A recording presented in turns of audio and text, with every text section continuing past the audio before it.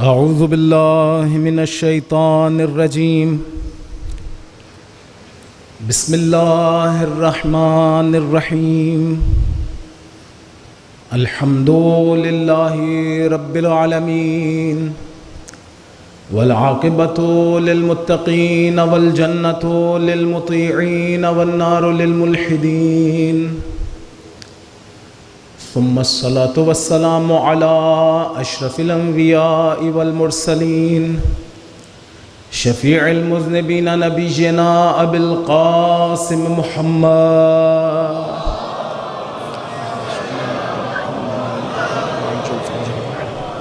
وعلى أهل بيته الطيبين الطاهرين الهداة المهديين، لا سيما بقية الله في الأراضين، روح له الفداء وأرواح العالمين، واللعنة الدائمة على أعدائهم أجمعين من حين عداوتهم إلى قيام يوم الدين. أما بعد، فقد قال الله تبارك وتعالى في محكم كتابه: بسم الله الرحمن الرحيم.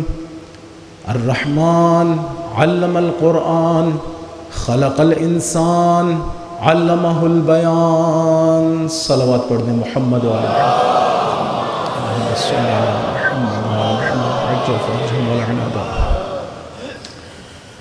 خداوند متعال کا نہایت شکر گزار ہوں جس نے ہم سب کو ایک مرتبہ پھر یہ توفیق عنایت کی کہ اس کا اور اس کے پاک بندوں کا ذکر بجا لا سکے. خدا کی بارگاہ میں دعا ہے کہ بحق فاطمہ و ابیہا و بعلہا و بنیہا و سر المستودع فیہا، خدا ہم سب کو خلوص عنایت فرما، ہمارے آقا و مولا کے ظہور میں تعجیل فرما، ہمیں ان کے انصار و اعوان میں شمار فرما، ان کے دل مقدس کو، دل غمگین کو ہم سے راضی و خوشنود قرار دے. ہم سب کو اپنی اور اہل بیت علیہم السلام کی معرفت، محبت اور ولایت عنایت فرما. ہماری نسلوں کو اہل بیت علیہم السلام کی اور اپنی معرفت، محبت و ولایت عنایت فرما. ہماری نسلوں میں ایک بھی ایسا نہ ہو جو اہل بیت سے محبت نہ کرتا ہو. خدا ہم سب کو رزق حلال واسع عنایت فرما، حج و عمرہ و زیارات کا شرف عنایت فرما. ہمارے رشتہ داروں کے، دوستوں کے، بہن بھائیوں کے، آبا و اجداد کے، والدین کے گناہان کبیرہ و صغیرہ کو معاف فرما. خدا ہم سب کو جسمانی اور روحانی بیماریوں سے شفا کامل و عاجل عنایت فرما. ہم سب کو نیک اور صالح اولاد عنایت فرما. اولاد والوں کو درست پرورش کرنے کی توفیق عنایت فرما. خدا تمام عزاداران سید الشہداء کو اپنے حفظ و امان میں قرار فرما. ہمیں حقیقی عزادار سید الشہداء بننے کی توفیق عنایت فرما. خدا یہ مجلسیں جو برپا ہو رہی ہیں، ان میں شرکت کرنے والے، کسی طور سے حصہ لینے والے، انعقاد کرنے والے، بانیان مجالس، نوحہ خان، ماتمی، عزاداران، خدا سب کی طرف سے اس عبادت کو اپنی بارگاہ میں قبول و منظور فرما. مولا وہ دعائیں جو مومنین کے دلوں میں ہیں اپنی بارگاہ میں قبول و منظور فرما. وہ دعائیں جو ہم سب کو کرنی چاہیے، ہم بھول گئے ہیں یا غافل ہیں یا تنگی وقت کی وجہ سے نہیں کر پا رہے ہیں، خدا ہماری ضروریات ہیں، خدا اپنی بارگاہ میں ہمارے حق میں قبول و منظور فرما. دعاؤں کی قبولیت کے لیے، مجلس کی قبولیت کے لیے، توفیقات میں اضافے کے لیے ایک مرتبہ صلوات بر محمد و آل محمد.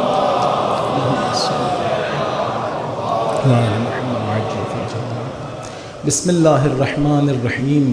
اللہم کل ولیک الحجۃ ابن الحسن صلواتک علیہ وعلی آبائہ فی هذه الساعة وفی کل ساعة ولیاً وحافظاً وقائداً وناصراً ودلیلاً وعینا حتی تسکنہ ارضک طوعا وتمتعہ فیہا طویلا. ایک صلوات پڑھ دیں محمد و آل محمد. اللہم صل علی محمد و آل محمد وعجل فرجہ. میں عرض کر رہا تھا کہ یہی جو قرآن ہمارے پاس ہے، یہ جو مرتبہ ہے قرآن کا، ہمارا سفر یہاں سے شروع ہونا ہے، اور ایک پاسبلٹی موجود ہے، امکان موجود ہے کہ ہم اپنا سفر طے کرتے کرتے اس جگہ پہنچیں جہاں ہمارا تعلق قرآن کے اس وجود کے بعد مفاہیم قرآن سے ہو اور پھر عمل کے نتیجے میں اور پاکیزگی کے نتیجے میں ہمارا تعلق حقیقت قرآن سے ہو جائے۔ خداوند متعال نے جتنی بھی عبادتیں خلق کی ہیں، جتنی بھی عبادتیں، ان کا ہدف یہ نہیں تھا کہ ہمارا جسم عبادت میں مشغول ہو۔ توجہ کیجئے، خداوند متعال یہ نہیں چاہتا کہ فقط و فقط جسم عبادت کرے، ایسا نہیں ہے۔ حتیٰ بزرگان نے کہا خدا نے جس وقت خطاب کیا انسان کو اور اس سے عبادت کرنے کو کہا، مثلا نماز پڑھنے کو کہا، مثلا قرآن پڑھنے کو کہا، یا دیگر عبادتیں حج کرنے کو کہا، وہاں پر جسم سے خطاب کیا ہی نہیں ہے۔ جسم سے تھوڑی خطاب کرے گا خدا، جسم سے تھوڑے ہی کہے گا جاؤ نماز پڑھو۔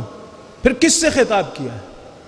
میرے دل سے خطاب کیا ہے، میری روح کو کہا ہے نماز میں مشغول ہو جاؤ، حج میں مشغول ہو جاؤ، دیگر عبادتوں میں مشغول ہو جاؤ۔ یہی عزاداری، جتنی بھی عبادتیں ہیں، پھر سے میں دہراتا ہوں، جتنے بھی کمالات انسانی ہیں، وہ کس کو حاصل کرنے کو کہا؟ میرے جسم کو حاصل کرنے کو نہیں کہا، میری روح کو حاصل کرنے کو کہا۔ لیکن ہم لوگ ایک درود پڑھ دیں محمد و آل محمد علیہ السلام،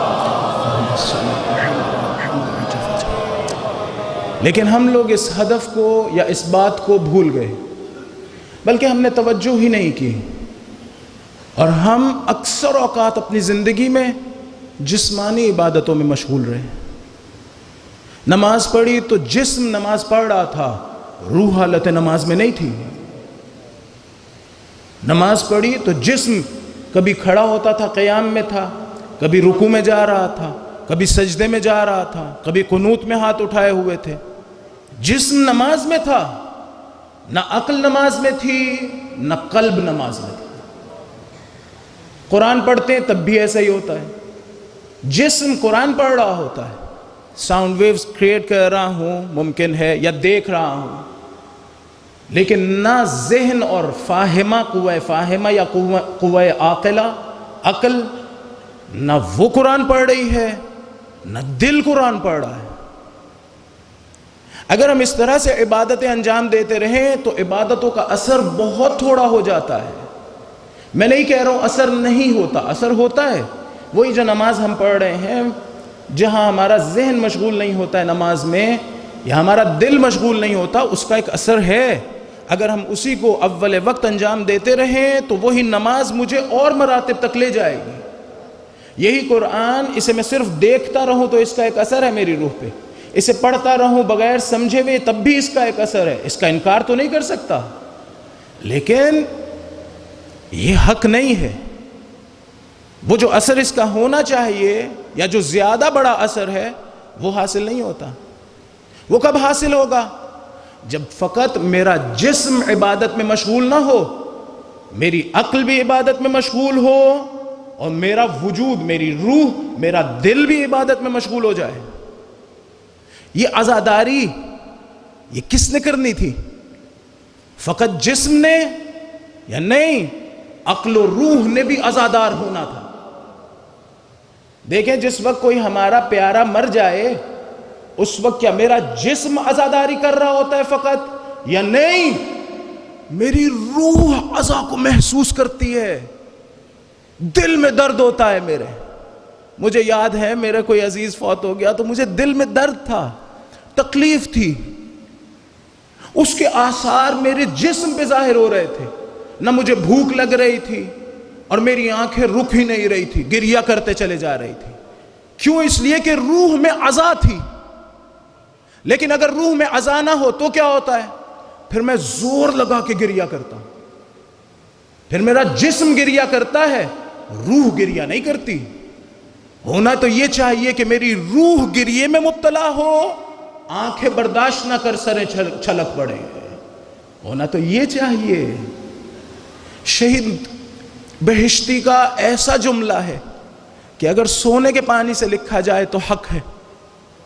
خدا نے ہمیں انسان بننے کے لیے خلق کیا ہے، یعنی ہم بشر کے مقام پر ہیں. میں نے عرض کیا انسان بننے کے لیے پیدا کیا. انہوں نے کہا خدا نے ہمیں انسان عاقل بننے کے لیے پیدا نہیں کیا فقط، یعنی فقط انسان عاقل بننے کے لیے نہیں پیدا کیا، انسان عاقل عاشق بننے کے لیے پیدا کیا. ایسا انسان جو فقط عقل نہ رکھتا ہو، عشق میں مبتلا ہو. وہ عشق کس کا کام ہے؟ وہ میری عقل کا کام نہیں ہے، میری روح کا کام ہے عشق میں مبتلا ہونا. یعنی ایسی کیفیت میں مبتلا ہو جانا جہاں پر محبوب کے ساتھ اتحاد کی خواہش پیدا ہو جائے. خواہش یہ پیدا ہو جائے دل میں کہ وہ جو کچھ محبوب کے پاس ہے وہ میرے پاس آ جائے، وہ مجھے حاصل ہو جائے. آپ دیکھیں عام طور سے اسی طرح سے ہوتا ہے، کوئی شخص کسی کی محبت میں گرفتار ہو جائے، وہ چلتا اس کی طرح سے ہے، بیٹھتا اس کی طرح سے ہے، کپڑے اس کی مرضی کے پہنتا ہے، کھاتا وہ ہے جو اسے پسند ہو. کس کیفیت میں مبتلا ہے؟ اس کیفیت میں مبتلا ہے جہاں وہ اپنے آپ خود فراموشی کی کیفیت ہے، اپنے آپ کو بھولنا چاہتا ہے، چاہتا یہ ہے کہ میں اس کی جلوہ گاہ بن جاؤں. قرآن ہمیں یہاں لے جانے کے لیے آیا ہے، چاہتا ہے کہ میں ایک انسان عاشق، انسان عاقل عاشق قرآنی میں تبدیل ہو جاؤں. لیکن کیسے ہوگا؟ میں پھر سے عرض کروں گا، عشق دل کا کام ہے، محبت دل کا کام ہے، فاہمے کا کام نہیں ہے.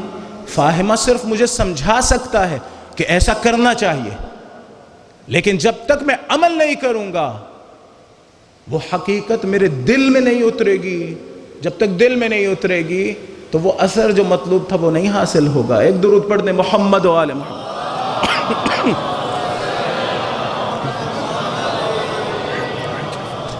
توجہ ہے عزیزان؟ انسان کو خدا نے کس لیے، فرض کر لیں تھوڑی دیر کے لیے کہ میں بہت عاقل ہوں، فاہم ہوں، مجھے بہت زیادہ کتابیں حفظ ہیں، تو کیا ہو جاتا ہے اس سے کیا ہو جائے گا؟ اگر فرض کریں یہی دین سے متعلق میرے پاس 1,00,000 کتابوں کا مجموعہ ہو میرے ذہن میں، تو اس سے کیا ہو جاتا ہے؟ ہمارے استاد کے بقول یہ اہم چیز ہے، یہ تب اہم ہے جب اس کے بعد میں اگلے مرحلے تک جاؤں، یہ علم مجھے اگلے مرحلے تک لے جائے. اگر نہ لے کے جائے، وہی دل کا مرحلہ، اگر نہ لے کے جائے تو اس کی اتنی حیثیت ہے، روایت میں آیا اس کی اتنی حیثیت ہے جتنی پیسے کی، بس اتنی سی حیثیت ہے اس کی. جس طرح پیسہ قدرت لے کے آتا ہے دنیاوی، اور میرے پاس یہ علم قدرت لے آئے گا دنیاوی، بس اتنی سی بات ہے. اور ان کے بقول خوبصورت بات کی انہوں نے کہا اتنا ضعیف ہوتا ہے یہ علم کہ جیسے ہی ہم سوتے ہیں یہ علم ختم ہو جاتا ہے.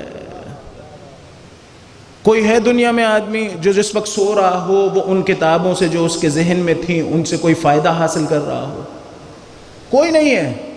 تو ان کے بقول جس وقت سوتے ہیں تو یہ ختم ہو جاتا ہے، جس وقت مریں گے تو باقی رہے گا. نیند بھی تو نصف الموت ہی ہے نا، اخت الموت کہا گیا اسے روایت میں. جب نیند میں یہ باقی نہیں رہیں تو مرتے وقت باقی رہیں گی؟ نہیں، پہلا جھٹکا موت کا لگے گا تو یہ سب صاف ہو جائے گا. پھر کیا چیز باقی رہے گی؟ وہ علم جو نور کی شکل میں میرے دل کا حصہ بنا ہوگا، نہ میرے ذہن کا. لہٰذا قرآن ہمیں وہاں تک لے کے جانا چاہتا ہے جہاں پر ہم لوگ انسان عاقل عاشق میں تبدیل ہو جائے، جہاں دل ہو اور دل عمل کر رہا ہو. یہ جتنی عبادتیں ہیں یہ سب اس طرح سے ہیں. نماز پڑھنی ہے تو دل کو نماز میں مبتلا ہونا چاہیے. ہاں درست ہے کہ خداوند متعال نے کہا ہے جس وقت تمہاری روح نماز کے لیے کھڑی ہوگی اس وقت جسم کو بھی یہ حرکتیں انجام دینی چاہیے. اس وقت ممکن ہے کہ فاہمہ بھی مشغول ہو، عقل بھی نماز پڑھ رہی ہو، جسم بھی نماز میں ہو، عقل بھی نماز میں ہو. عقل کا نماز میں ہونا شاید یہ مطلب ہو، فاہمہ کا نماز میں ہونا، قوہ فاہمہ کا نماز میں ہونا شاید یہ مطلب ہو کہ جو میں پڑھ رہا ہوں، جو میں بول رہا ہوں اس کی طرف متوجہ بھی ہوں، مجھے سمجھ آ رہا ہے میں کیا کہہ رہا ہوں. الحمدللہ رب العالمین. اس میں کیا کچھ رکھا ہے خدا نے، اس کے بعد اگلی آیت کیوں اس کے ساتھ آئی ہے، اس کے بعد کیوں ایک اور آیت آئی ہے، ان آیتوں کا ربط کیا ہے. ممکن ہے یہ سب کچھ میرے ذہن میں گزر رہا ہو. اس صورت میں ممکن ہے میں کہہ سکوں کہ میری قوت فاہمہ بھی نماز میں ہے، لیکن یہ اصل نماز نہیں ہے. اصل نماز وہ ہے وہاں جہاں دل نماز میں مشغول ہو جائے. امام خمینی کے بارے میں منسوب ہے ان کی طرف ایک شخص آیا اور اس نے کہا میں جس وقت نماز پڑھ رہا ہوتا ہوں تو معانی کی طرف بہت زیادہ توجہ کرتا ہوں. انہوں نے کہا پھر خدا کی طرف کس وقت توجہ کرتے ہو؟ اگر معانی ہی کی طرف فقط توجہ کرنی تھی پھر خدا کی طرف کس وقت توجہ کرتے ہو؟ یعنی محسوس کریں کہ میں خدا کی بارگاہ میں کھڑا ہوں. اہل بیت کے ساتھ کیا ہوتا تھا؟ وضو کیا اور لرزنا شروع ہو گئے, لرزہ طاری ہو گیا. امام حسن علیہ السلام کے بارے میں ہے, آپ نے پڑھ رکھا ہوگا یا سن رکھا ہوگا, لرزہ طاری ہو گیا. آپ کیا سمجھتے ہیں یہ کس پہ لرزہ طاری تھا؟ جسم پہ یا روح پہ؟ پہلے روح تھی جو خشوع کی حالت میں آئی تھی, اس کے اثرات جسم پہ طاری ہو گئے. روح تواضع اور خشوع کی کیفیت میں آئی. آیت اللہ محمد حسین طباطبائی کے بارے میں کہ حرم امام رضا علیہ السلام میں داخل ہو رہے ہیں, ایک شخص آیا اور اس نے کہا آقا میرے لیے دعا کریں. انہوں نے کہا یہاں سب کچھ اس آقا کے ہاتھ میں ہے, ان سے مانگو. اور خود جو جا رہے تھے تو لرز رہے تھے, یعنی روح محسوس کر رہی تھی کہ کسی بڑے کی بارگاہ میں آ گیا ہوں. وہ محسوس کرتی تھی اور جسم پہ اثر آتا تھا. ایک درود پڑھ دیں محمد و آل محمد علیہ السلام. اگر ایسا نہ کریں تو وہ اثرات نہیں آئیں گے. میری روح میرے ساتھ رہے گی, یعنی میری روح رہے گی, جسم تو نہیں رہے گا نا دوسرے عالم میں. تو روح کا جو حصہ بنا ہوگا, جو چیز میری روح میں داخل ہوئی ہوگی وہ روح کے ساتھ رہے گی, وہ ہوگی, وہی اس کی پرسنالٹی ہے. جو حصہ نہیں بنی وہ نہیں. اب یہ قرآن کیسے میرے وجود کا حصہ بنے؟ جو مجھے سمجھ میں آتا ہے وہ یہ ہے کہ اس کی تعلیمات پر اس قدر شدت سے عمل کرتا رہوں کہ وہ ایکشنز, وہ اعمال, افعال ہونے سے نکل جائیں اور صفات کے مقام پر آ جائیں. اور یہ کس طرح سے ہو رہا ہو؟ روح کی توجہ کے ساتھ. آیت اللہ قاضی طباطبائی کے بارے میں وہ کس طرح قرآن پڑھتے تھے؟ قبلہ رخ کھڑے ہو جاتے تھے اور کھڑے ہو کے تلاوت کرتے تھے. کیوں؟ آپ نے کبھی سوچا ہے ہم لوگ خدا کے سامنے نماز میں کیوں کھڑے ہوتے ہیں؟ فرض کریں یہاں پر ایک ولی خدا آ جائے اور میں نے اس سے بات کرنی ہو, تو کیسے بات کروں گا؟ بیٹھ کے یا اس کے احترام میں خضوع کے ساتھ کھڑے ہو جاؤں گا پھر بات کروں گا؟ تو خدا کے سامنے کس طرح سے کھڑے ہونا چاہیے پھر مجھے؟ نہایت خضوع کے ساتھ, خشوع کے ساتھ. شاید یہ وجہ ہو وہ قرآن کی تلاوت کرتے تھے تو کھڑے ہو کے, قبلہ روح ہو کے, اور کھڑے ہو کے خدا کی کلام کی تلاوت کرتے تھے. مجھے اس کے علاوہ اور کوئی رستہ نہیں نظر آتا. پاکیزگی, گناہوں سے دور رہنا اور تعلیمات قرآن پر عمل کرنا, یہ اگر دو چیزیں ہوں تو قرآن ہمارے وجود کا حصہ ہو جائے گا. ہمارا تعلق قرآن کے باطن سے ہو جائے گا, قرآن کے ظاہر سے نہیں. قرآن کے ظاہر سے تو کفار کا تعلق بھی ہو سکتا ہے. قرآن کے ظاہر سے دیکھیں, ظاہر کے مختلف درجات ہیں, ایک ہی درجے کا ظاہر نہیں ہے. ایک وہ ہے جو لکھا ہوا ہے, ایک وہ ہے جو ساؤنڈ ویوز ہیں. حتیٰ یہ جو فہم ہے قرآن کا, اس کو بھی علماء نے کہا یہ ظاہر قرآن ہے, باطن قرآن نہیں ہے. باطن قرآن حقائق کی شکل میں ہے. بعض نے کہا ہے کہ 7 درجے ہیں باطن کے, بعض نے کہا نہیں روایات کے مطابق 7 درجے, بعض نے کہا نہیں 70 درجے ہیں اس باطن کے. تو جتنا میں اپنے باطن میں ترقی پیدا کروں گا اتنا میرا قرآن کے باطن سے تعلق پیدا ہوگا, اتنا قرآن کے باطن سے تعلق پیدا ہوگا. اہل بیت چونکہ طہارتوں کے عالی ترین مقام پر تھے, لہٰذا ان کا تعلق قرآن کے عالی ترین درجے سے تھا, قرآن کے عالی ترین درجے سے. اس درجے پر وہ تھے کہ قرآن نے جب انہیں یاد کیا تو کہا من عنده علم الکتاب, وہ گواہ ہونے کے درجے پر تھے. یہاں ایک سوال چھوٹا سا رہ گیا ہے, اس کو بیان کر کے آگے جاتا ہوں کہ خدا نے 2 گواہ مقرر کیے یا بیان کیے. ایک کہا میں خود گواہ ہوں, اور ایک کیا کہا کہ علی گواہ ہیں. لیکن علی کو, امام علی علیہ السلام کو وصف سے, صفت سے یاد کیا. خدا کیسے گواہی دیتا ہے؟ امام علی علیہ السلام نے تو گواہی دے دی, بتا دیا ارا نور الوحی والرسالہ, میں دیکھ رہا ہوں. خدا آپ کیسے گواہی دیتے ہیں؟ تو شاید جواب میں خداوند متعال کہے کہ یہ قرآن میری طرف سے رسول کی رسالت پر گواہی ہے. لو کان من عند غیر اللہ لوجدوا فیہ اختلافا کثیرا، اگر یہ قرآن خدا کے علاوہ کسی اور کی طرف سے ہوتا تو اس میں اختلاف پایا جاتا۔ اختلاف کا نہ ہونا دلیل ہے کہ یہ خدا کی طرف سے ہے۔ اختلاف کیوں نہیں ہے؟ اس لیے کہ خداوند متعال کے علم میں کمی اور زیادتی نہیں ہوتی۔ انسان، اگر کوئی انسان ایک کتاب 23 سال کے عرصے میں لکھے تو اس کے علم میں چونکہ زیادتی ہوتی رہتی ہے، پہلے کم تھا پھر زیادہ ہو گیا اور زیادہ ہو گیا، یعنی اس کو جو کمال حاصل ہوتا ہے وہ تدریجی ہے، لہٰذا وہاں پر قوی احتمال ہے کہ وہ 5 سال شروع میں جو لکھ رہا ہوگا وہ اس سے بالکل مختلف ہو جو اسے آخر میں سمجھ آیا ہو، اس لیے کہ اس کا علم بدل گیا۔ ہمارے ساتھ بھی یہی ہوتا ہے۔ ممکن ہے میں ایک نظریہ ابھی آپ کے سامنے بیان کروں کہ مجھے یہ سمجھ میں آیا ہے، 10 سال بعد 20 سال بعد میں کہوں کہ نہیں وہ جو سمجھ آیا تھا وہ غلط تھا، اس لیے کہ ہمارے ہاں جو کمال ہے انسانوں کے پاس وہ تدریجی ہے۔ ہم کوئی کمال کی اعلیٰ ترین منزلت پر فائز تو نہیں ہے، لیکن خداوند متعال اس طرح سے نہیں ہے۔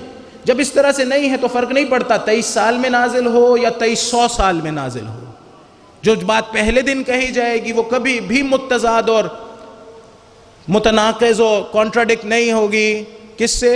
اس بات سے جو آخر میں کہی جائے۔ لہٰذا وہاں پر یہ اختلاف کا نہ ہونا دلیل ہے کہ یہ قرآن خدا کی طرف سے۔ بس خداوند متعال کس طرح گواہی دیتا ہے؟ قرآن کے ذریعے سے۔ قرآن میں کہہ رہا ہے کہ محمد رسول اللہ، ایک صلوات پڑھ دے محمد و آل محمد۔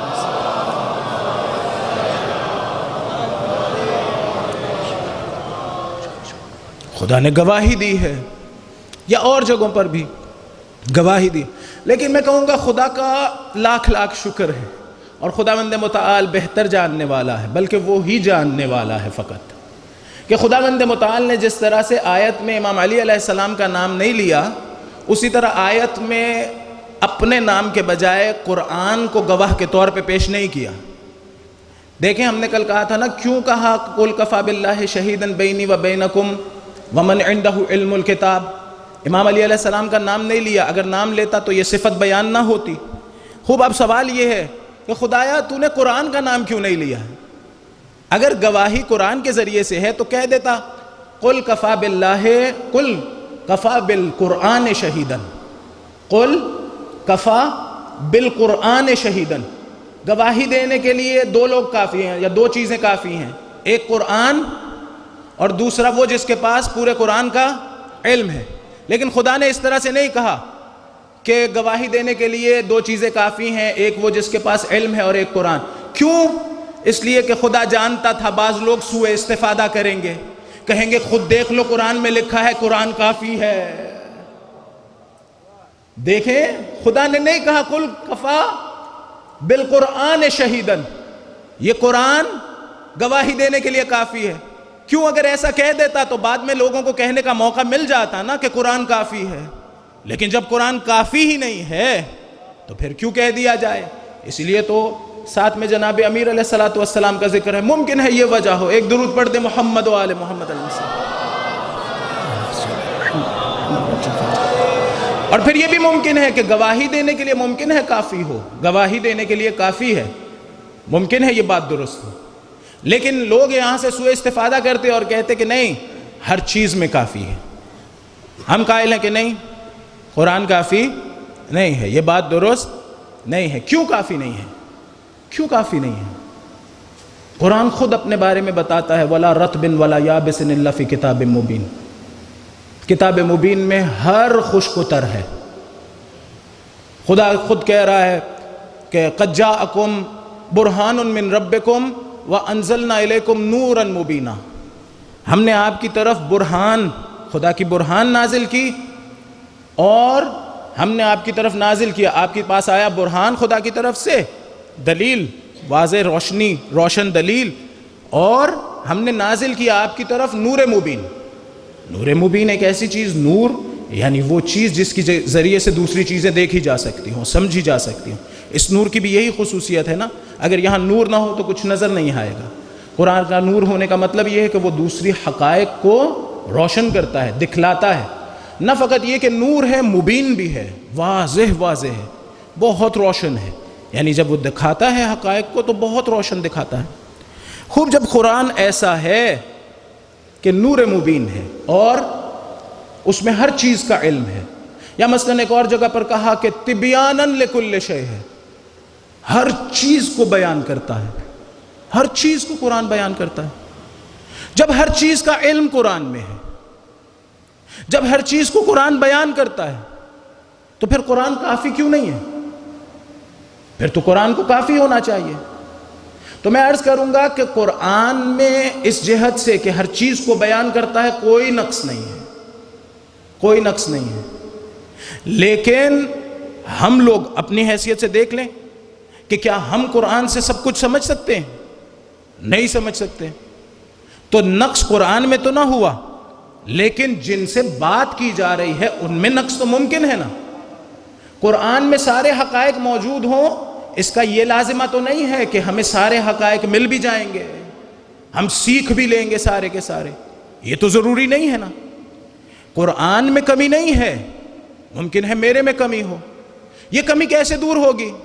تو قرآن نے خود کہا، قرآن نے کہا انہو لقرآن کریم فی کتاب مکنون لا یمسہ الا المطہرون۔ دیکھیں وہ جو قرآن کریم ہے نا، جو کتاب مکنون میں ہے، اس کتاب مکنون کو جو ظرف ہے قرآن کا، اسے کوئی نہیں مس کر سکتا سوائے ان کے جنہیں پاک رکھا گیا ہو، جنہیں پاک رکھا گیا ہو وہ باطن قرآن کو مس کر سکتے ہیں۔ دیکھیں فقہی حکم ہے کہ ظاہر قرآن کو بغیر وضو کے ہاتھ، بغیر طہارت کے ہاتھ نہیں لگایا جا سکتا۔ علماء نے کہا اگر ظاہر کا یہ حکم ہے تو باطن کا بھی یہ ہوگا، جو قرآن کے حقائق ہیں وہ بغیر طہارت کے حاصل نہیں ہوتے ہوں گے۔ قرآن اپنے حقائق تو دینا چاہتا ہے، ہم سب کو دینا چاہتا ہے، لیکن کہتا ہے کہ بغیر طہارت کے تمہیں نہیں ملیں گے۔ یعنی کمی قرآن میں نہیں ہے، تم میں کمی ہے۔ اس طہارت کو حاصل کر لو، میں اپنا باطن تمہیں دے دوں گا۔ قرآن کہہ رہا ہے طہارت کو حاصل کرو، میں باطن تمہیں دے دوں گا۔ کوئی بخل نہیں ہے، کوئی کنجوسی نہیں ہے، لیکن اگر طہارت حاصل نہ ہو پھر نہیں ملیں گے وہ حقائق۔ مثال سے عرض کرتا ہوں، دیکھیں ایک آئینہ ہو یہاں پر جو آپ کے قد کے برابر ہو، میں آپ سے کہوں کہ اس آئینے میں مجھے اپنا آپ دکھلائیے، تو آپ کہیں گے کہ آئینہ میرے قد کے برابر ہے، دیکھ لیجئے یہ میرے پورے جسم کو دکھانے کی ظرفیت رکھتا ہے، اس قابل ہے کہ میرا پورا جسم اس میں نظر آئے۔ لیکن اگر میں یہ آئینہ توڑ دوں اور چھوٹا سا ٹکڑا اٹھا لوں اور آپ سے کہوں کہ اب اپنا پورے کا پورا وجود اس میں دکھلائیے، تو کیا دکھلا پائیں گے؟ نہیں۔ کیوں نہیں دکھلا پا رہے؟ کیا آپ میں کوئی نقص پیدا ہوا ہے؟ آپ میں کوئی نقص نہیں ہے، لیکن آئینے کی ظرفیت تھوڑی ہو گئی ہے۔ پہلے آئینے کی ظرفیت زیادہ تھی، وہ آپ کا پورا وجود دکھلانے پہ قادر تھا، آپ سامنے کھڑے ہو جائیں پورا وجود نظر آئے گا۔ لیکن جب میں نے آئینہ توڑ دیا، چھوٹا سا ٹکڑا اٹھایا، اب آپ میں کوئی کمی نہیں پیدا ہوئی ہے، لیکن آئینے میں اب اتنی طاقت نہیں رہی، آئینے میں اب اتنی ظرفیت نہیں رہی کہ وہ آپ کے پورے وجود کو دکھلا سکے۔ ایک اور مثال دیتا ہوں، ایک درود پڑھ دیں محمد و آل محمد صلی اللہ علیہ وسلم۔ فرض کریں کہ ایک آبشار کے نیچے کھڑا ہوں جو بہت طاقت سے بہہ رہی ہے، کوئی سی بھی آبشار، نیاگرا فالز، کوئی اور، نہایت طاقت سے وہاں سے پانی آ رہا ہے۔ وہ آبشار آپ کو پانی دینے میں کوئی کنجوسی نہیں کر رہی، کوئی کنجوسی نہیں کر رہی، وہ اپنا سارا کا سارا پانی آپ کو دینا چاہتی ہے۔ اگر میں آپ کو ایک چھوٹا سا گلاس دوں اور کہوں اسے اوپر تک بھر کے لے آئیے، فرض کریں شیشے کا گلاس ہو یا پیپر کپ ہو، میں آپ سے کہوں اسے پورے کا پورا اوپر تک بھر کے لے آئیں، آپ 100 مرتبہ بھی اسے آبشار کے نیچے لے جائیں، واپس لائیں گے تو کبھی بھی بھرا ہوا نہیں نکلے گا، کبھی بھی بھرا ہوا نہیں نکلے گا، ہمیشہ یا خالی ہوگا یا بالکل تھوڑا سا پانی ہوگا۔ اگر یہ گلاس کمزور ہوا، مثلا پیپر کپ ہوا، تو پاش بھی ہو جائے گا، ٹوٹ جائے گا، کیوں؟ پانی میں کوئی نقص ہے؟ پانی میں تو کوئی نقص نہیں ہے۔ آبشار اپنا پانی کیا آپ کو نہیں دینا چاہتے؟ نہیں دینا چاہتی۔ نقص کہاں ہے؟ نقص اس ظرف میں ہے جو آبشار کے نیچے گیا تھا، نقص وہاں ہے۔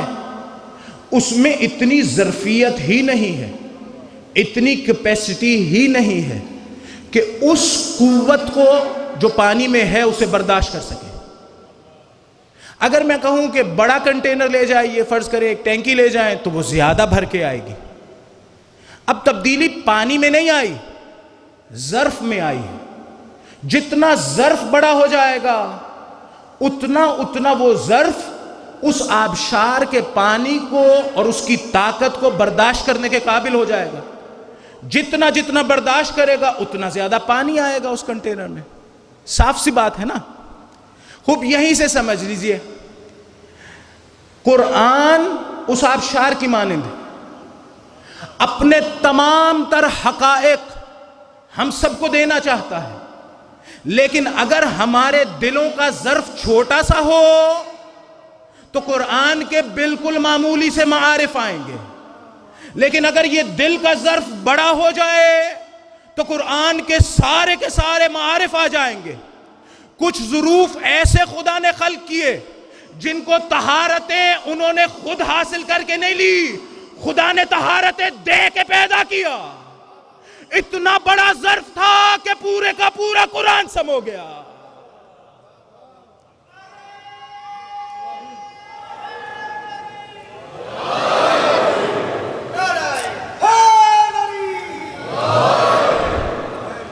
قرآن میں کمی نہیں ہے، قرآن سارے حقائق دینا چاہتا ہے۔ خدا میں کہاں بخل ہے؟ خدا نے نازل اس لیے کیا ہے کہ میں اسے جان لوں، خدا نے نازل اس لیے کیا کہ میں ان حقائق تک پہنچوں، لیکن اگر میری کیپیسٹی ہی کم ہو تو کیسے پہنچوں گا؟ اس لیے ظرف کی ضرورت ہے۔ جتنی روح بڑی ہو جائے گی طہارت کے نتیجے میں، اتنا قرآن اپنے معارف مجھے دے دے گا۔ جہاں پر یہ طہارتیں عروج پہ ہوں وہاں قرآن پورے کا پورا سمایا جائے گا، وہاں قرآن میں اور اس ظرف میں کوئی فرق ہی نہیں ہوگا، کوئی فرق ہی نہیں ہوگا۔ اگر قرآن حقائق کی شکل میں دیکھا جائے تو قرآن ہوگا، اگر انسان کی شکل میں دیکھا جائے تو انسان کامل ہوگا، کوئی فرق نہیں ہوگا وہاں پہ۔ اس کے پاس تمام تر وہ معارف ہوں گے جو قرآن میں ہیں، تمام تر وہ معارف ہوں گے۔ بس جب قرآن میں کوئی نقص ہی نہیں ہے اور قرآن اپنے تمام تر معارف ہمیں دینا چاہتا ہے اور منتظر ہے، جہاں جتنی طہارتیں ہوں گی، دیکھ لیں ابھی بھی علماء جو قرآن سے متصل ہیں، آیت اللہ محمد حسین طباطبائی، آیت اللہ جوادی آملی، دیگر بزرگان، یہ مجھ سے زیادہ بہتر قرآن کیسے سمجھتے ہیں۔ فقط فہم کی بات نہیں ہے، روح کی پاکیزگی کی بات ہے۔ ظرف بڑا ہے لہٰذا قرآن کو بہتر سمجھتے ہیں۔ وہ کچھ سمجھتے ہیں وہ میں نہیں سمجھ پاتا ہوں اپنی عقل سے، لہٰذا ان کی کتابیں پڑھنے کی ضرورت ہوتی ہے۔ خوب، اب اگر قرآن اپنے تمام تر معارف دینا چاہتا ہے اور قرآن میں ہر چیز کا علم ہے، حد اقل ہدایت کے باب میں بعض آیات مطلق ہیں، تبیانا لکل شیء، ہر چیز کو بیان کرتا ہے۔ اب اگر قرآن اس طرح سے ہے تو پھر کیا حرج ہے اگر کوئی شخص کہے حسبی کتاب اللہ یا حسبنا کتاب اللہ، کتاب خدا ہمارے لیے کافی ہے؟ کیا حرج ہے؟ آپ کو معلوم ہے نا، آج کہا ہو یا پہلے کبھی کہا ہو، کسی نے کہا تو ہے نا کہ کتاب میرے لیے کافی ہے۔ جب قرآن میں سب کچھ ہے تو کیا حرج ہے یہ جملہ کہنے میں؟ تو جواب کیا ہے؟ میں کہوں گا جملے میں کوئی نقص نہیں ہے، جملے میں کوئی نقص نہیں ہے۔ اگر یہ جملہ رسول کہیں یا آل رسول تو بالکل حقیقت ہے، اگر رسول کہیں یا آل رسول تو بالکل حقیقت ہے، لیکن اگر کوئی ہم جیسا عام آدمی یہ جملہ کہے تو حقیقت نہیں ہوگی، غلط کیا اور کہا۔ کیوں؟ اس لیے کہ قرآن میں کوئی نقص نہیں ہے، وہ تمام معارف دینا چاہتا ہے، لیکن فقط ان کو دیتا ہے جنہیں طہارتیں حاصل ہوں۔ اگر طہارتیں حاصل نہیں ہیں تو جملے میں نقص نہیں ہے، مجھے کہنے کی اجازت نہیں ہے، وہ کہے جس کے پاس طہارتیں ہیں۔ یعنی امام علی علیہ السلام کہیں حسبی کتاب اللہ تو حقیقت کہی ہے، رسول خدا کہیں حسبنا کتاب اللہ تو حقیقت ہے، لیکن اگر کوئی اور کہے تو نہیں، پھر حقیقت نہیں ہے۔ ایک درود پڑھ دے محمد و آل محمد،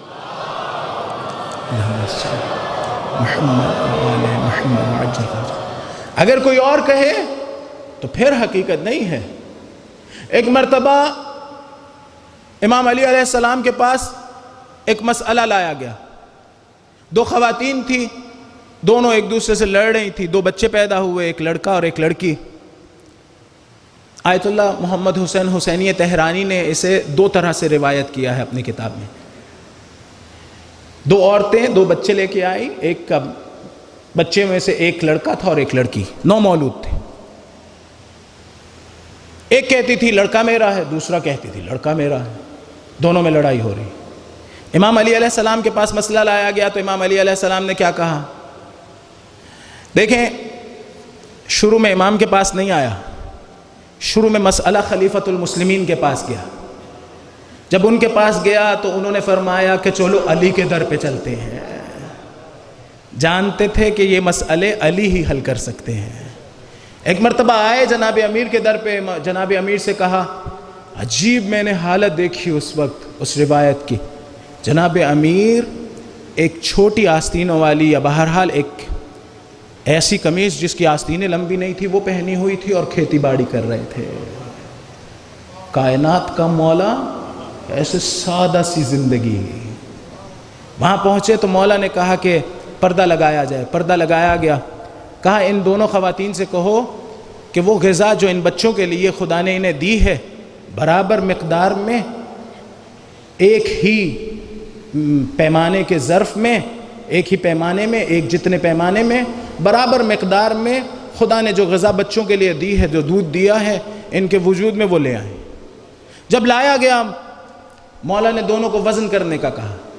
جب دونوں کو وزن کیا تو ایک کا دودھ بھاری تھا اور ایک کا ہلکا۔ جس کا دودھ بھاری تھا مولا نے کہا لڑکا اٹھا اور چلی جاؤ۔ تو باقی لوگ بھی موجود تھے، انہوں نے کہا علی یہ تم نے کیسے فیصلہ کر دیا؟ کہا ہمارا کوئی فیصلہ قرآن کے بغیر نہیں ہوتا۔ کہا قرآن میں کہاں ہے؟ کہا وہ خدا جس نے وراثت میں مرد کو دو برابر دیا ہے، کیا اس زندگی کے امور میں ایسا نہیں کیا ہوگا؟ بالآخر لڑکوں کے جسم اور طرح سے بننے ہیں، انہیں مزید طاقت چاہیے، اس لیے کہ وہ اپنے اہل و عیال کے لیے کام کر سکیں، خدا کی راہ میں جہاد کر سکیں، خدا کے دین کی حفاظت کر سکیں، ان کی ذمہ داریاں اور طرح سے ہیں۔ لہٰذا خدا نے اس فرق کو اس غذا میں بھی لحاظ کیا ہے۔ یہ جو تفصیل ہے کہ مردوں کا جسم، یہ میری اپنی ہے، یہ وہاں روایت میں نہیں ہے، لیکن یہ فرمایا کہ وہ خدا جس نے وراثت میں یہ خیال کیا ہے اس نے یہاں پر بھی یہ خیال کیا۔ پھر اس کے بعد میں نے خود ڈھونڈنا شروع کیا، میں نے دیکھا کہ دیکھوں کہ آج کل میڈیکل سائنسز کیا کہتی ہے، آپ خود جا کے دیکھیے، جو مجھے ملا وہ اسی طرح سے تھا۔ ایک طرح کا خدا بند متعال اہتمام نہیں کرتا، اس لیے کہ جس جسم کو یا جس بچے کو یہ غذا ملنی ہے اس کے جسم کی خاص تقاضے ہیں، وہ تقاضے بچپنے سے ہی پورے ہونے چاہیے، اس لیے کہ اس کا جسم زیادہ مضبوط ہو مشقت برداشت کرنے کے لیے اور دیگر بہرحال حکمتوں کی وجہ سے۔ ایک درود پڑھ دیں محمد و آل محمد۔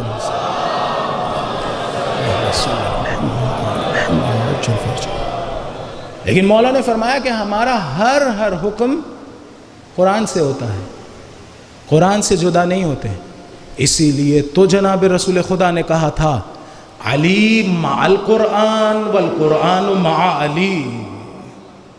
علی قرآن کے ساتھ ہیں، قرآن علی کے ساتھ۔ آیت اللہ جوادی آملی نہایت خوبصورت تحلیل کرتے ہیں، کہتے ہیں یہ جو فرمایا نا کہ قرآن علی کے ساتھ ہے، اس کا مطلب یہ ہے کہ قرآن میں جتنے معارف تھے قرآن نے علی کو دے دیے۔ ہر چیز کا علم، دیکھیں اگر میں کہوں کہ یہ چیز اس چیز کے ساتھ ہے تو کافی ہے نا، دہرانے کی ضرورت تو نہیں ہے۔ میں کہوں یہ اس کے ساتھ ہے اور یہ اس کے ساتھ ہے، کیوں ایسا کہہ رہا ہوں؟ اتنا کہہ دینا کافی تھا علی قرآن کے ساتھ ہیں، یا اتنا کہہ دینا کافی تھا کہ قرآن علی کے ساتھ ہیں؟ دہرائی کیوں بات؟ اگر ایک چیز کسی دوسری چیز کے ساتھ ہو تو واضح سی بات ہے کہ وہ دوسری چیز بھی اسی کے ساتھ ہے، پھر دہرانے کی کیا وجہ ہے؟ تو فرمایا دہرانے کی وجہ اور حکمت شاید یہ ہو کہ جس وقت فرمایا القرآن مع علی، تو وہاں مراد یہ ہے کہ قرآن اپنے تمام تر معارف علی کو دیتا ہے، اور جہاں فرمایا علی مع القرآن، وہاں مراد یہ ہے کہ علی کا کوئی عمل قرآن کے بغیر نہیں ہوتا ہے، ہر عمل قرآن کے مطابق۔ حتیٰ بعض آیتیں ایسی ہیں جن کے بارے میں کائنات میں سوائے علی کے کوئی نہیں کہہ سکتا کہ اس پر کسی نے عمل کیا ہو۔ جب حکم نازل ہوا کہ اے ایمان والو، جب رسول سے نجوا کرو، سرگوشی کرو، تو پہلے صدقہ دیا کرو، فقط تنہا کائنات میں علی وہ شخصیت ہے جس نے اس پر عمل کیا۔ جب لوگوں کے لیے مشقت ہوئی تو خدا نے اسے منسوخ کر دیا، اس حکم کو منسوخ کر دیا، اس لیے کہ لوگ کہیں خدا کے رسول سے بات کرنا ہی نہ چھوڑ دیں۔ بہرحال غربت تھی، سب نہیں دے سکتے تھے صدقہ، شاید یہ وجہ ہو۔ ایک درود پڑھ دیں محمد و آل محمد علیہ السلام۔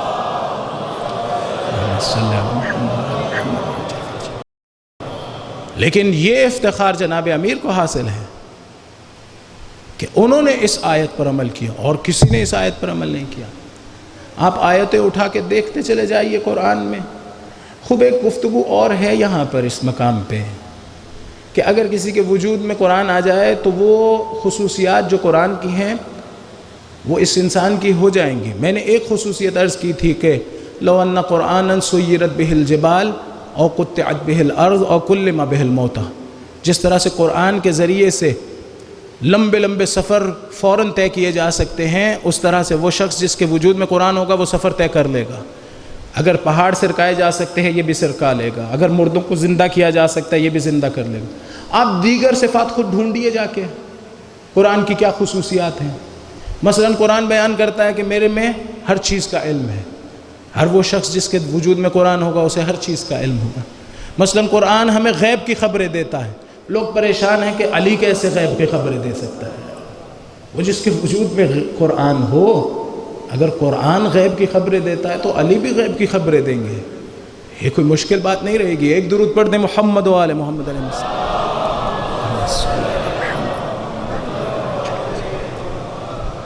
بس ضرورت اس بات کی ہے کہ ہم اس امر کو درک کر لیں کہ قرآن اس میں کوئی بخل نہیں ہے، ہمیں دینا چاہتا ہے۔ رسول خدا نے بھی جاتے وقت کیا کہا؟ دو قسم سے روایتیں موجود ہیں، انی تارکن فیکم الثقلین کتاب اللہ وعطرتی اہل بیتی ما ان تمسکتم بہما لن تضلوا بعدی وما یفترقان حتی یردا علی الحوض۔ میں تم میں دو گراں قدر چیزیں چھوڑ کے جا رہا ہوں، یہ دو گراں قدر چیزیں قرآن اور اہل بیت ہیں، اور یہ کبھی بھی جدا نہیں ہوں گے۔ یہ جدا نہ ہونے کا مطلب یہ نہیں ہے کہ ہر وقت ان کی جیب میں ایک قرآن پڑا ہوگا، نہیں، قرآن کے اس وجود کی بات نہیں ہو رہی، اس رتبے کی بات نہیں ہو رہی، حقیقت قرآن کی بات ہو رہی کہ حقیقت قرآن کبھی بھی ان سے جدا نہیں ہوگی، یہاں تک کہ یہ حوض پہ وارد ہوں گے، یہ جدا بعد میں بھی نہیں ہوگی۔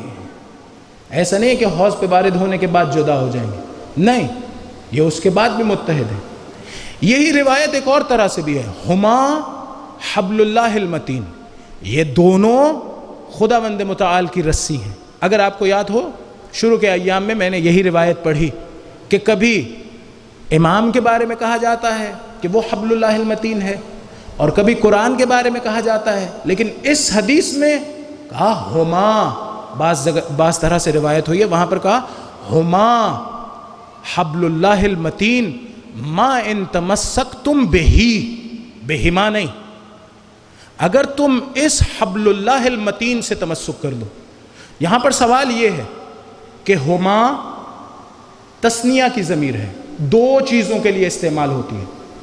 جب مبتدا یعنی جس سے بات شروع کی جا رہی ہو دو بندے ہوں تو اس کی خبر بھی اسی پیٹرن پہ آنی چاہیے، خبر ایسی آنی چاہیے جو دو بندوں کے بارے میں ہو۔ مثلا میں کہوں ہما عالمان، وہ دونوں عالم ہیں، عربی کی روح سے یہ کہنا درست نہیں ہے کہ ہما عالم، وہ دونوں ایک عالم ہیں، ایسا کہنا درست نہیں ہے۔ اردو میں واحد اور جمع ہوتی ہے، عربی میں واحد تثنیہ اور جمع، یعنی سنگولر دو چیزیں اور پلورل، اس طرح سے ہوتا ہے عربی میں۔ خوب قرآن نے کہا ہما، کتاب خدا اور اہل بیت، یہ دونوں، اس کے بعد کہنا چاہیے تھا، حدیث میں آیا، اس کے بعد کہنا چاہیے تھا حبلا، دو رسیاں ہیں، لیکن رسول نے ایسے نہیں کہا دو رسیاں، کہا ہما حبل اللہ المتین، یہ دونوں ایک رسی ہیں، ما ان تمسکتم بہی لن تضلوا بعدی۔ ایسا نہیں ہے کہ ان دونوں میں کوئی افتراق ہے، ایسا نہیں ہے کہ ان دونوں میں کوئی اختلاف ہے، یہ دونوں ایک ہی حقیقت کا نام ہے، یہ دونوں ایک ہی حقیقت کا نام ہے۔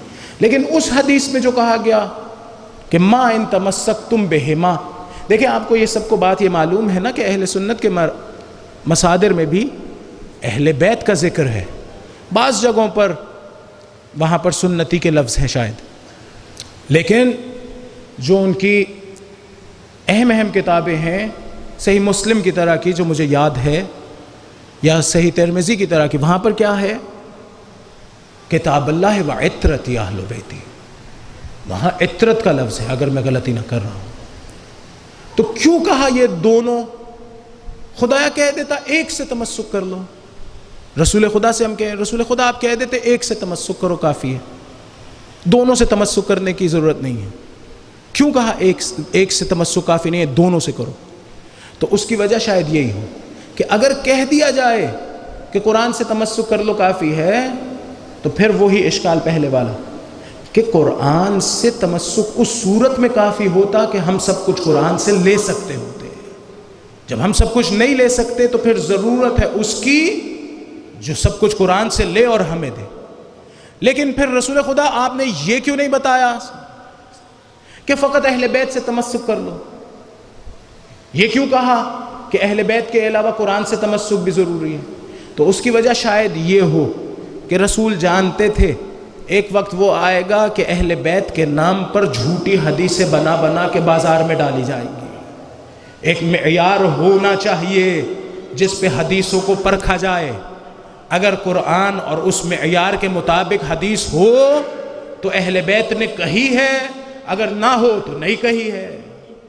لیکن توجہ یہاں کریں کہ اہل بیت کی احادیث کو قرآن پہ پرکھنے کا مطلب یہ نہیں ہے کہ جو اہل بیت نے کہا ہے وہ ٹھیک ہے یا غلط، اگر قرآن کے مطابق ہوا تو ٹھیک ہے، اگر مطابق نہ ہوا تو غلط ہے۔ نہیں، قرآن پر پرکھنے کا مطلب یہ نہیں ہے کہ اگر اہل بیت ایک بات کہہ رہے ہیں تو اب اسے چیک کرنے کی ضرورت ہے قرآن کے مطابق ہے یا نہیں۔ نہیں، اگر ایک بات اہل بیت نے کہی ہے تو وہ 100% قرآن کے مطابق ہے۔ پھر پرکھنے کا مطلب کیا ہے؟ پرکھنے کا مطلب فقط اتنا ہے کہ یہ دیکھ لیا جائے جس نے اہل بیت کی طرف نسبت دی ہے وہ سچی ہے یا جھوٹی ہے۔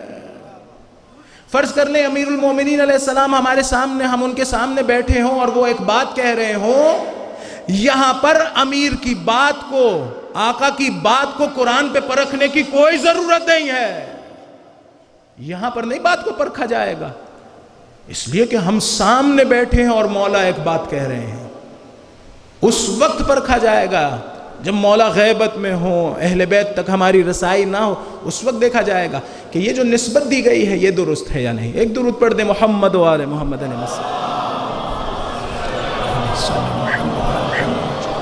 اسی لیے میں مخالفت کرتا ہوں ان لوگوں کے نظریے کی جو کہتے ہیں کہ قرآن کو کسی استاد کی ضرورت نہیں ہے، کسی مفسر کی ضرورت نہیں ہے، آپ خود جا کے سمجھ لیجئے قرآن۔ ممکن ہے قرآن میں سے کچھ سمجھ میں آ جائے، ممکن ہے کچھ سمجھ میں آ جائے، مثلا میں جاؤں آپ جائیں ترجمہ اٹھائیں، ہاں سمجھ میں آئے گا، میں نہیں کہہ رہا ہوں نہیں سمجھ میں آئے گا، لیکن کون سی آیت ناسخ ہے، کون سی منسوخ ہے، کس آیت میں کیا خوبصورتی رکھی ہے، یہ اس کے درجات ہیں۔ ممکن ہے ایک لیئر ایک سرفیس آپ کو سمجھ میں آ جائے کسی حد تک، لیکن باقی کے لیے آپ کو اہل بیت کی طرف جانا پڑے گا یا مکتب اہل بیت کے شاگردوں کی طرف جانا پڑے گا، ان سے سیکھیں۔ اور پھر دوسری بات یہ ہے کہ پاکیزگی، جتنی زیادہ پاکیزگی ہوگی اتنا یہ فہم بھی اتنا زیادہ مختلف ہو جائے گا۔ میں باطن کی بات نہیں کر رہا، حتیٰ فہم قرآن کی بات کر رہا ہوں۔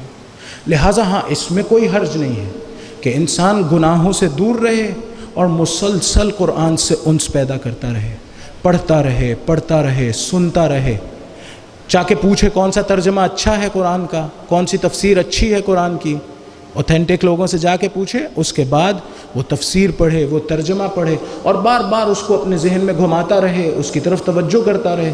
ہاں، میں نہیں کہہ سکتا کہ نہیں پہنچے گا یہ کسی بات تک، اس لیے کہ قرآن کو خدا نے ہدایت کی کتاب بنا کے بھیجا، لیکن یہ آپ کہیں کہ کلی طور سے مستغنی ہے کسی بھی استاد سے، مجھے یہ بات پسند نہیں آتی ہے، ایسا نہیں ہوتا ہے۔ آپ جتنے شعبے زندگی کے اٹھا کے دیکھ لیں، کوئی ایک شعبہ ایسا نہیں ہے اس زندگی کا جو استاد سے مستغنی ہو۔ قرآن مستغنی ہو جائے گا؟ اگر ایسا ہی ہونا تھا تو پھر قرآن کسی جگہ پر پہاڑ پہ کہیں پر رکھ دیا جاتا اور کہتے کہ اٹھا لو جا کے اور پڑھ لو، کوئی ضرورت نہیں ہے کسی کی جو تمہیں پڑھ کے سنائے اور سمجھائے، اس کی ضرورت نہیں ہے۔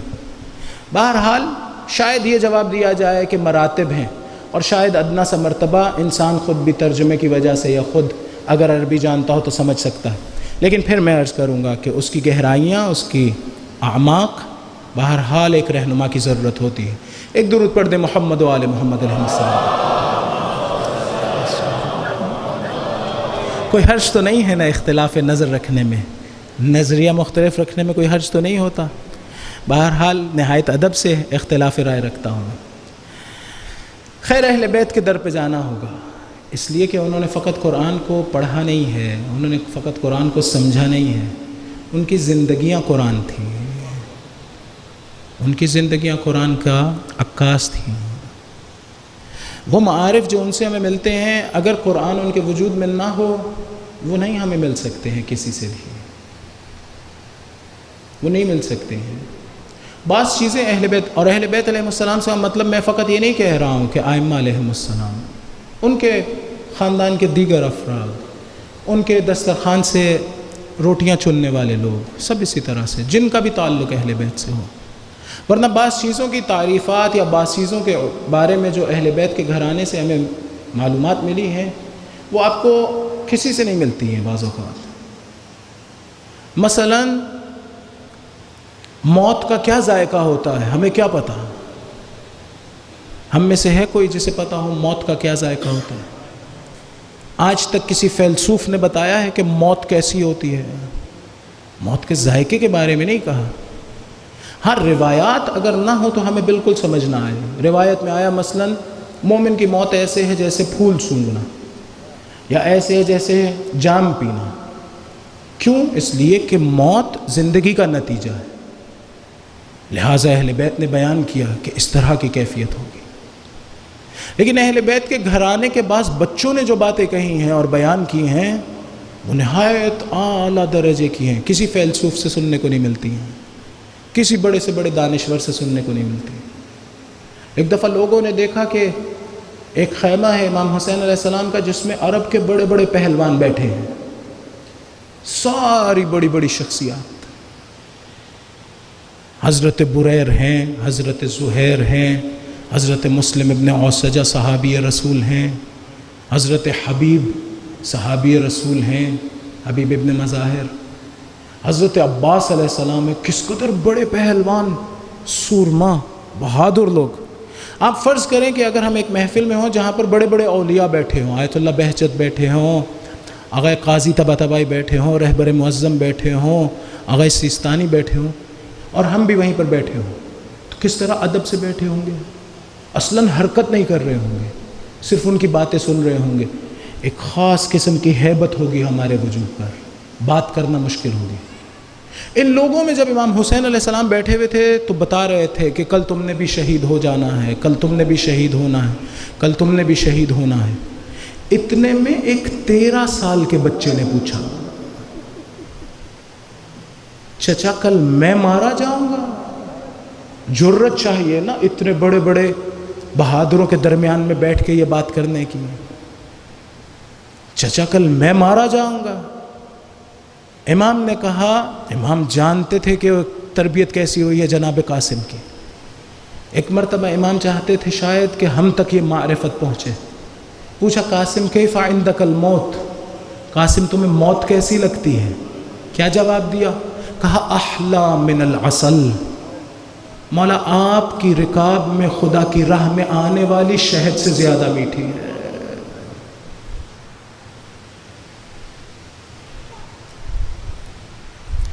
شہد سے زیادہ میٹھی. اس کا مطلب کیا ہوا؟ اس کا مطلب یہ ہوا قاسم کی زندگی شہد سے زیادہ میٹھی تھی. جب زندگی شہد سے زیادہ میٹھی تھی تو موت بھی شہد سے زیادہ میٹھی. امام نے جواب دیا، قاسم فقط تم شہید نہیں ہوگے، میرا علی اصغر بھی مارا جائے گا.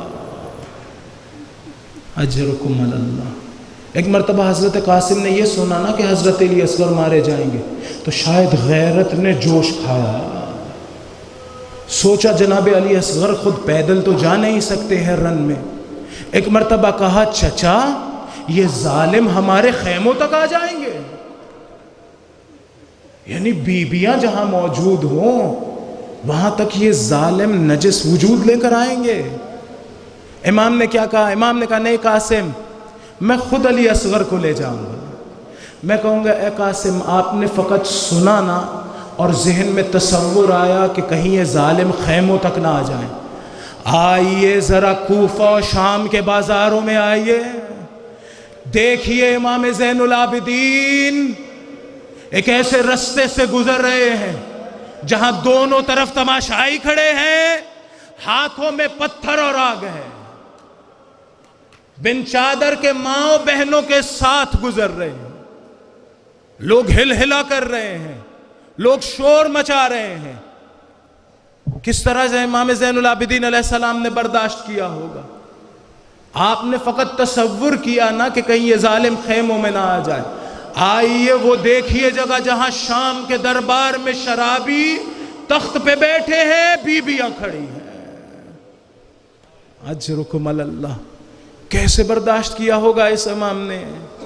ایک مرتبہ عاشور کا دن آیا، جناب قاسم پریشان تھے کہ مجھے امام میرا چچا جانے کی اجازت نہیں دے رہا. میں نے مقتل کے عجیب جملے دیکھے. اجازت کیسے مانگ رہے تھے؟ یہ نہیں کہہ رہے تھے چچا مجھے جانے دو، کبھی ہاتھوں پہ بوسہ دیتے تھے، کبھی پاؤں پہ بوسہ دیتے تھے. چچا قاسم کو مرنے کی اجازت دو. سوچتے ہوں گے کہیں ایسا نہ ہو کہ علی اکبر تو چلے گئے میں رہ جاؤں، ایسا نہ ہو کہیں کہ سارے مارے جائیں چچا مجھے نہ جانے دے. کبھی ہاتھ پہ بوسہ دیتے تھے، کبھی پاؤں پہ. امام جانے کی اجازت نہیں دے رہے تھے. کیا کہتے ہوں گے؟ قاسم تمہیں دیکھتا ہوں تو بھائی حسن یاد آتے ہیں، شاید یہ کہہ رہے ہوں.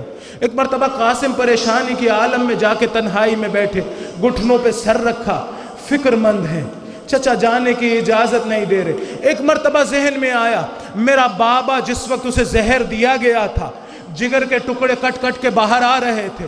ایک مرتبہ مجھے بلایا، سینے سے لگایا، ایک تعویذ باندھا، کہا قاسم جب کبھی بڑی مشکل ہو تو یہ کھول لینا. آج سے زیادہ کب مشکل ہوگی؟ میرا چچا تنہا رہ گیا ہے، دشمنوں نے گھیرا ہوا ہے. ایک مرتبہ تعویذ کھولا، کیا لکھا تھا؟ قاسم اگر تم دیکھو کربلا میں میرا بھائی اکیلا رہ گیا ہے، جہاد کا اصرار کرنا، یہ نہ ہو کہ تم رہ جاؤ. ایک مرتبہ خط اٹھایا، امام کے پاس آئے. کیا کیا ہوگا امام نے؟ آنکھوں سے لگایا ہوگا، یاد آ گیا ہوگا ہائے میرا بھائی اس وقت میں مجھے یاد کر رہا ہے. ایک مرتبہ قاسم کو اجازت دینا چاہتے ہیں. میں نے مقتل کے جملے دیکھے. حضرت علی اکبر جس وقت میدان میں جا رہے تھے، شدت غم سے امام حسین علیہ السلام کبھی خاک کربلا پہ بیٹھتے تھے، کبھی کھڑے ہوتے تھے، لیکن قاسم جب جا رہے تھے گلے لگ کے اتنا روئے بے ہوش ہو گئے ہیں.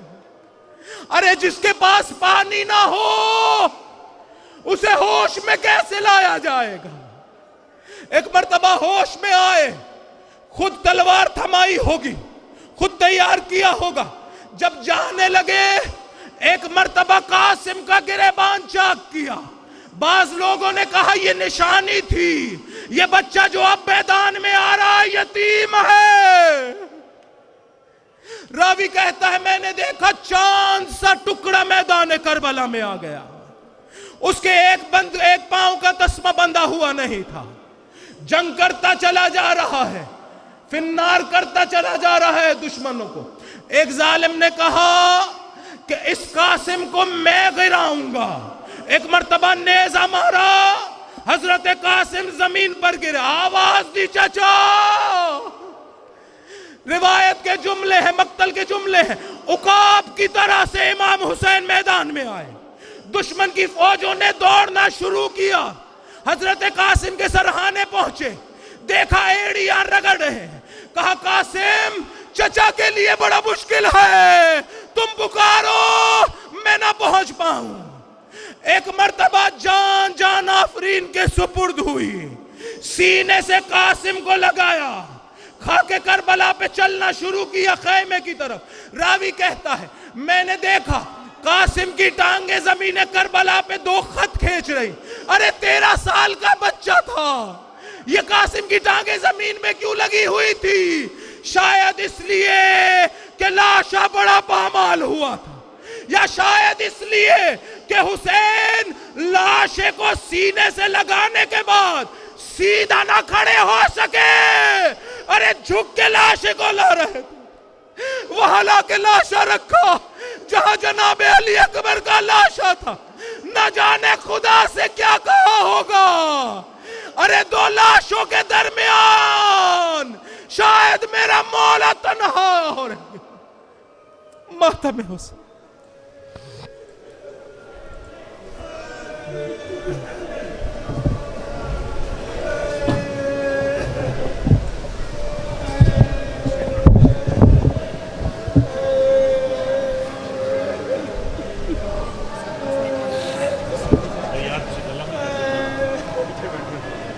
یا حسین